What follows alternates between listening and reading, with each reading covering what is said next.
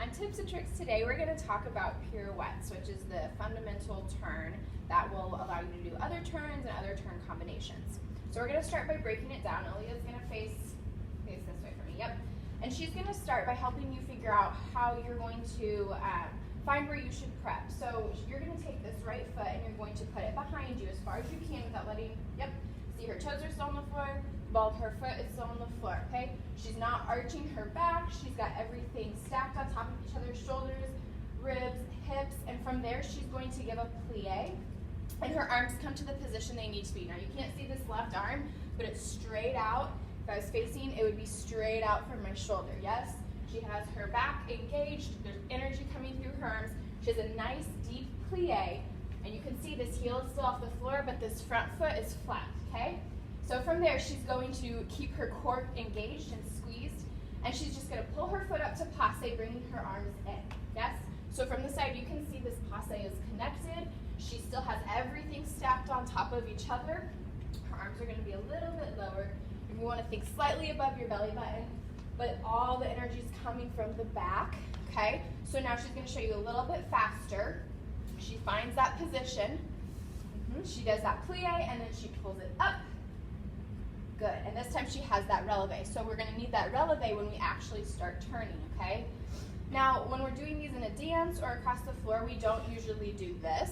Okay, that's just if you're starting from the beginning and you need to find where your hips need to be, how far away your legs need to be from each other. But in a dance, we would usually take that left foot and step it forward, okay? So when we're actually going to be practicing these, she's going to step that left foot forward, okay? Left foot comes forward, a good plie, and she's going to pull that knee. Yes, good. You see how that knee is nice and high? We don't have droopy knees. So if you get your foot connected in that right passe, right by your knee, that knee should be a nice straight line out from the hip, yes? Okay, so she's gonna put an actual turn with it, just a single turn for now, okay? So she's gonna give you that passe, she's gonna land out in second. I like to do this because it's going to make sure she's in a nice high releve and she's not tempted to drop her heels too early, okay? So she's gonna start with just a single turn. So she'll step together, plie, lift it up, landing out, and then when she feels really, really solid, and when those ribs feel like they're laced together, when she's not open like that, she's laced, she can come from her second to finish, okay? Let's do one facing the front, yes?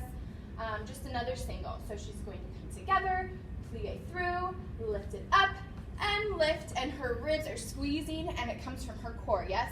Now let's see if she can give me more than one. 2 or 3 or 4, however, okay? So the same thing goes. She's up, she plies, turn, turn, and finish. Strong finish, yes, engaging that core. So what you can notice if you look back, we didn't talk about this when we were just holding, but she's spotting, okay? And spotting is what allows us to do more than one rotation. That basically means your head is rotating at a different speed than the rest of your body.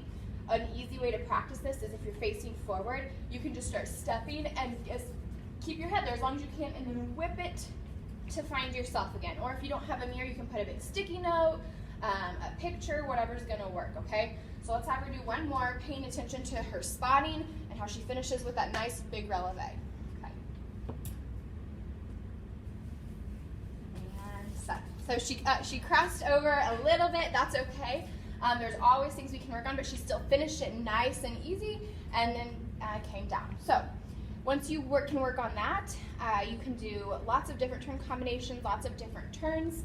If you're finding that this is a little bit difficult, one thing you can do is work on your core strength. So things like planks and crunches, doing things like releves so you can work on your balance and work on your strength in your ankles will also be helpful.